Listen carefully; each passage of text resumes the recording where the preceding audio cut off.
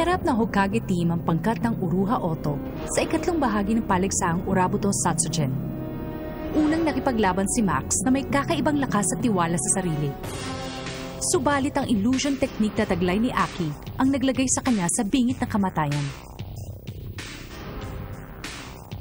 Mabuti na lamang bago maging huli ang lahat, nakawala si Max sa mapanganib na ilusyong dulot ng kapangyarihan ni Aki.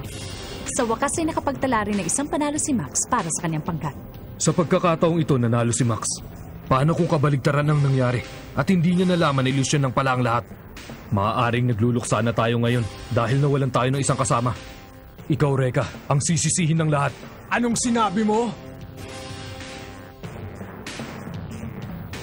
Idineklara na ang pagkapanalo ni Max. Subalit ang kapalit noon ay nagkaroon ng malaking pagtatalo sina Reka at Dylan. Mga mapaluksong dilag na may taglay na kamandag. Pwede ba tumigil na kayong dalawa?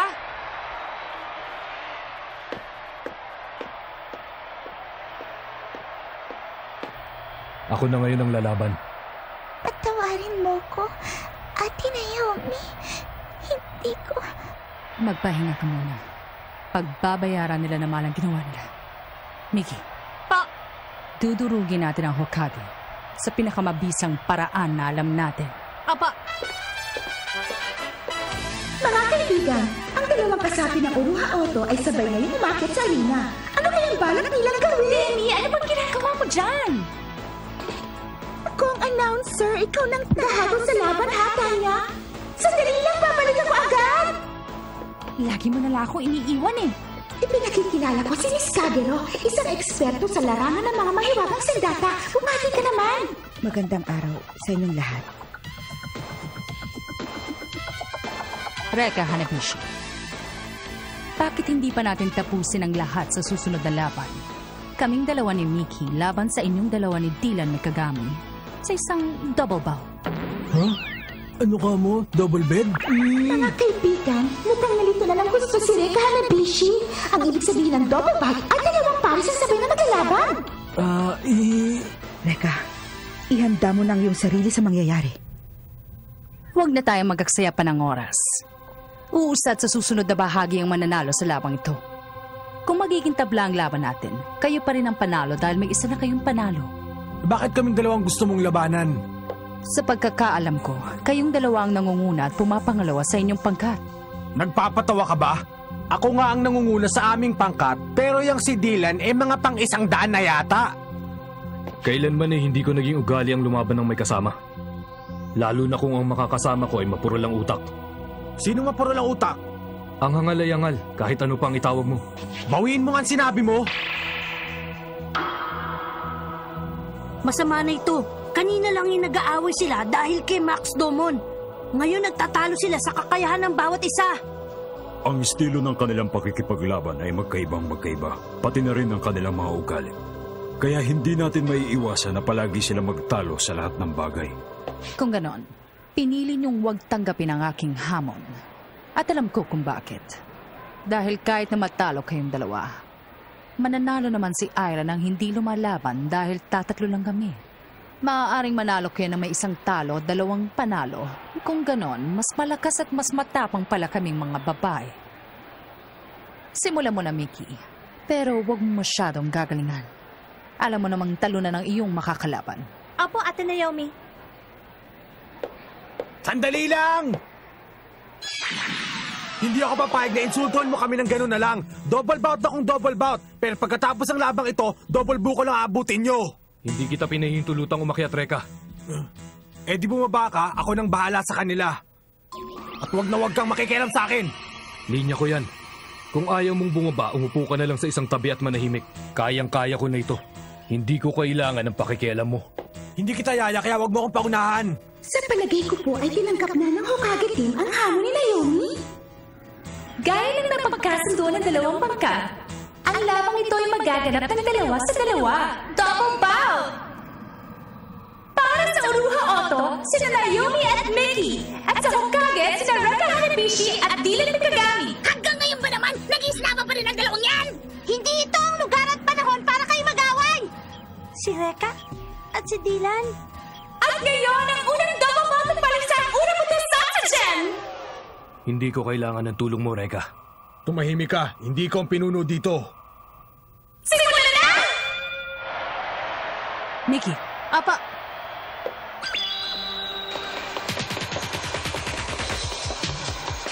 Ang bilis! Yan ang...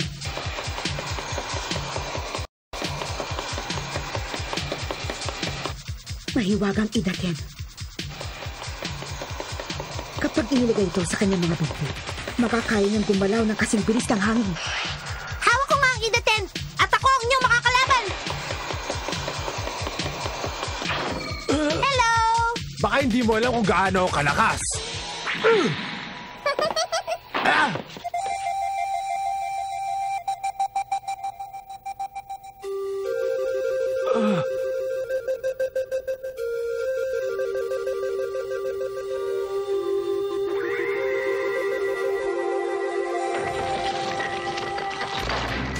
Ang panimula. Pambungad sa impyerno.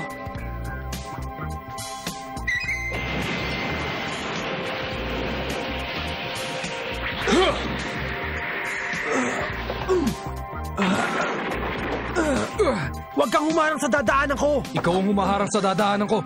Nakita mo yan, Saicho? Tumugtog lamang siya sa kanyang plauta. Nasira na agad ang arena. Pero bakit? Bakit sumabog ang arena na tumugtog siya sa kanyang plauta? Ang kanyang mahiwagang sandata ay ang Fukyo Waon. Ang bawat nota ng kanyang plauta ay lumilikha lamang ng pagyanig sa hangin. Ipinapako niyang mga pagyanig na ito sa taong nais niyang patamaan hanggang sa mawasak ang kalaban. Isang soundwave attack. Alam ko na kung bakit siya pinili ni Kurei. Nagagamit niya ng husto ang kanya sandata. Pinapayagan na kita ngayong umatras, Dylan. Kayang-kaya ko na itong dalawa. Ikaw na lang. Magtago ka na sa saya ng nanay mo. Saya!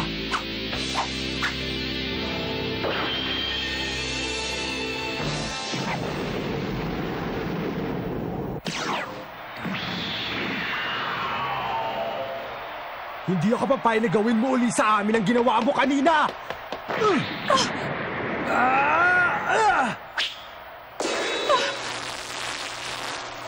Mickey, Opo, Ate Naomi!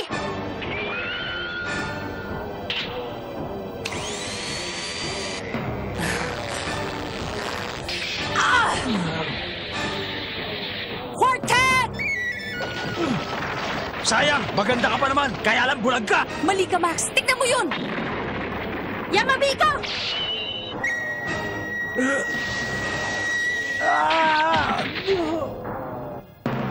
Teka! Paano nangyari yun? Yan ang mahiwagang Yamabiko. Isang salamin na kayang ibalik ang kahit na ano, kahit na sound waves. Dahil sa bilis ni Mickey, natatamaan ko ang aking kalaban. Kinagamit ko ang kanyang Yamabiko para sila tamaan. Yan ang dahilan kung bakit kahit kailan na hindi pa kami natatalo na magkasama. Babasagin ko sa salamin na yan!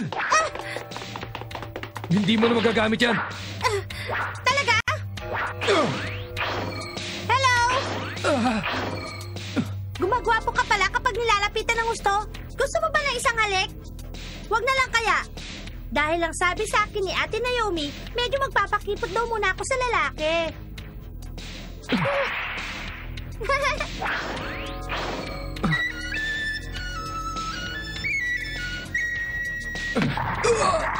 Bye-bye, Dylan! Kanina ka pa, Dylan, ha? Hindi ba dapat ikaw ang mas mabilis sa ating dalawa? Masyado ka kasing maingay kaya hindi ako makatira. Kanina pa ako napipigon sa'yo, ha? Kanina pa nag-aaway si Reka at Dylan. Makakasama yan sa kanilang pangkat. Mag-uuntugin ko kayong dalawa pag hindi kayo tumigil! Nasa kabilang kalaban nyo!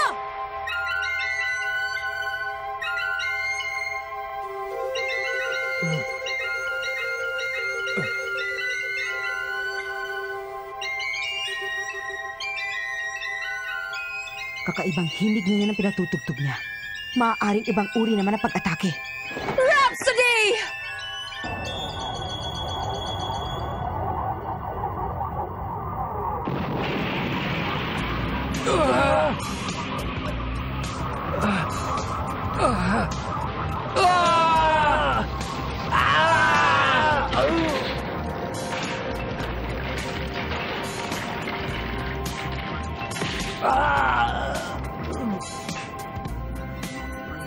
Rhapsody's second verse.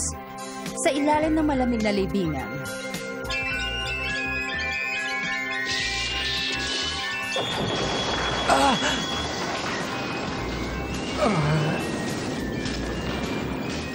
Dito, ang inyong magiging huling hantungan.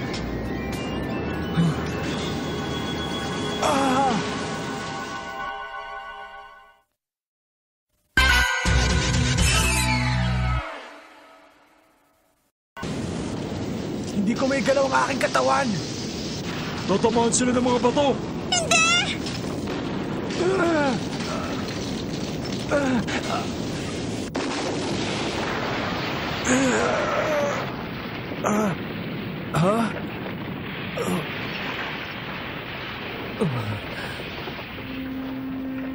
Biglang-bigla pa ang mga nangyari. Sa isang bigla pa ay naging maliliit na bato, mga higanting bato.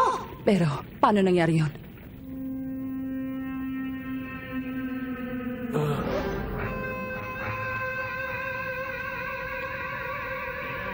Si Max!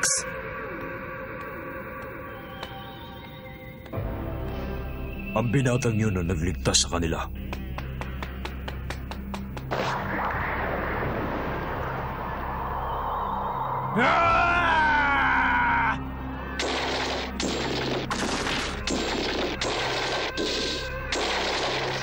Kahanga-hanga ay pinakita niya sa araw-araw.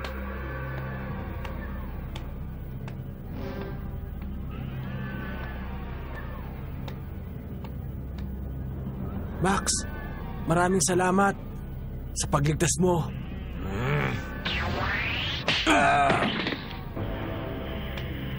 Max! Nakakahiya.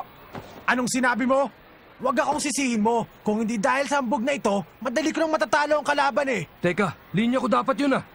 Hindi kayong dalawa. Ako ang nakakahiya! Pero Max, Ako ang dahilan kung bakit kayo nag-aaway ngayon. Ikaw, Dylan, gusto mong itigil ang laban ko dahil nagmamalasakit ka sa akin.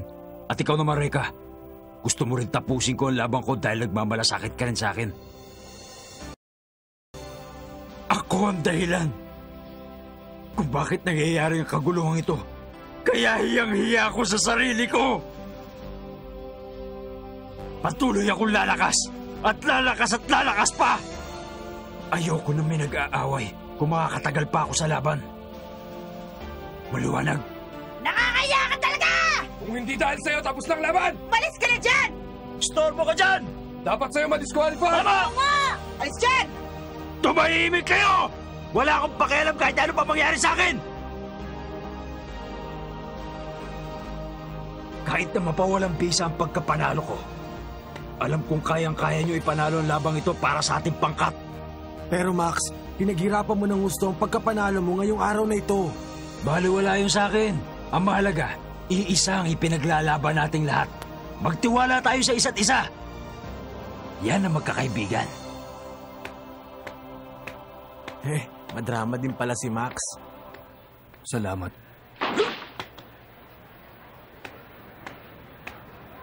Ang naunang laban ni Max ay wala ng bisa ngayon dahil sa ginawa niya pagtulong kina Reka, Hanabishi at Dylan Kagami. Seryoso ka ba? Mukha ba ako nagbibiro? Sana nga eh. Huh? Ah! Ililigtas mo pa rin naman sila kahit na alam mong madidisqualify ka, hindi ba? Oo naman. Wala akong pakialam kahit na mabaliwala ang lahat ng pinaghirapan ko. At ngayon, magsisimula na muli ang laban. Sina Reka, Hanabishi at Dylan Kagami ay nakabalik na ngayon sa arena. Subalit tagilid pa rin sila sa kanilang sitwasyon. Hindi na kayo ngayon maliligtas na inyong kaibigan. Dahil ako lang tatapos sa mga buhay ninyo! Hello? Quartet! Yamamiko!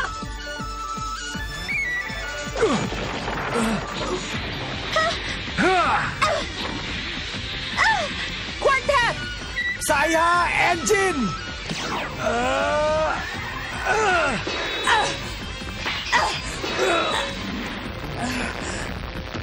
Ate Naomi! Ako lang ang harapin mo.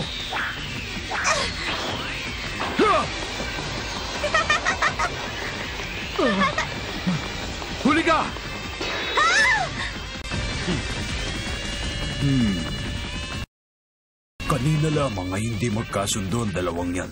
Pero ang katotohanan, malaki ang respeto nila sa bawat isa. Pag-iingat ka, Reka. Ikaw rin, Dylan. Quartet! Yamamigo! Dylan!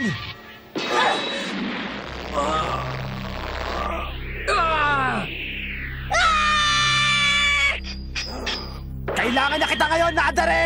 Sinong tinatakot mo? Alam ko na hindi mo kayang tawagin ang isa mo pang Flame Dragon habang ginagamit mo ang isa pa! Ngayon na, Nadare! Danen! Hindi maaari! Nagawa ko rin! Yeah!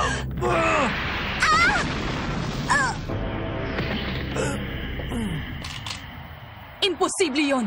Hindi mo maaaring gamitin ng sabay ang iyong Flame Dragon! Reka,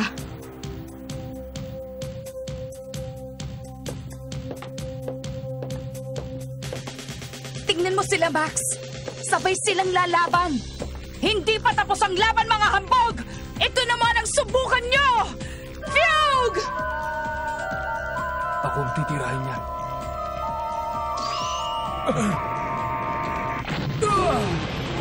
Reka! Ayos ka lang ba, Reka? Aray ko po. Okay lang ako. Ito ang kabayaran sa ginawa kong kalokohan. Hindi lang sa'yo, kundi sa ating lahat. Tatalunin natin sila. Ayos na! Heto na kami, Naomi. Kami naman, ngayon.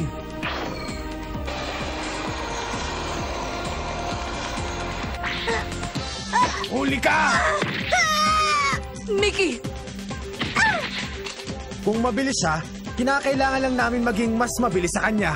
Kailangan mo bang tumula para lang makapagpatawa? Mickey! Magbabayad kayo! Talon! Naiwasan nila. Rhapsody! Pero paano? Nakita na namin ang lahat ng kaya mong gawin. Kaya hindi na yun uubra sa amin. Ang panimula ay ang pambungad mong pag-atake. O ang tinatawag na focused wave attack. Ang Rhapsody ay isang uri ng bomba na kapag ginamit mo sa iyong kalaban, mawawasak ito at madudurog ng gusto.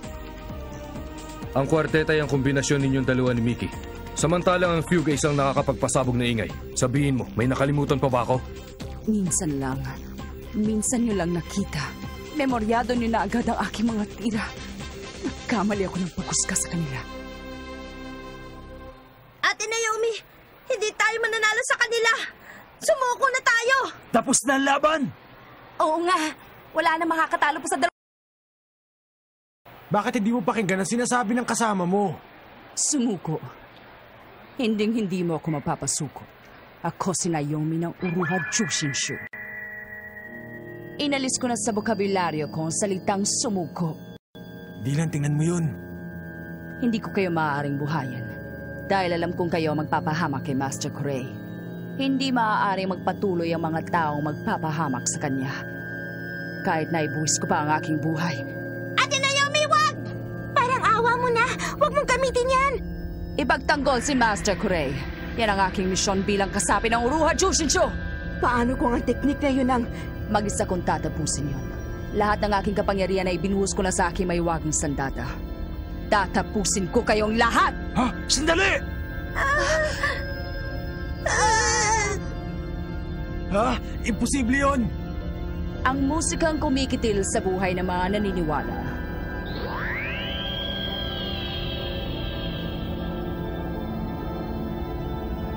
Ang Requiem.